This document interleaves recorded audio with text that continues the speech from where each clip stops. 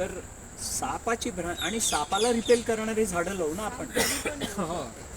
आणि माझ्याकडे आणलेलं एक प्लांट मुळामध्ये सर एक प्लांट आणलाय, पण त्याने काय फारसं म्हणजे ते आलंच नाही. ते माझ्याकडे वर वाढलंय नाही, गॅलरीमध्ये, इथं वाढलं नाही. मी एक सांगतो तुम्हाला. मुळात सापाला स्नेक रिपेलंट सुद्धा झाडं आहे. साधं आहे की लसूण आणि हे जर का लावलेलं असेल, आलं, कांदा, लसूण, आलं, तर साप त्याच्यापासून, तुळशीपासूनही साप दूर पडतो.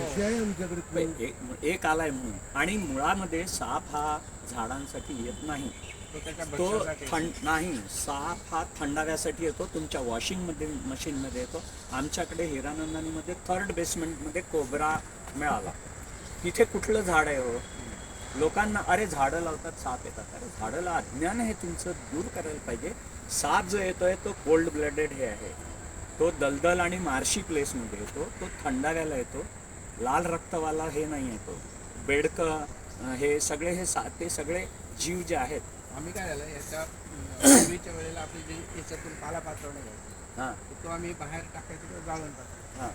नंतर आमच्या लक्षात आलं जाळून आपण पर्यावरणाचं नुकसान करतो. नुसतं पर्यावरणाचं नाही, फायनान्शियल खताचा. आणि याचं खत एवढं जबरदस्त खत आहे.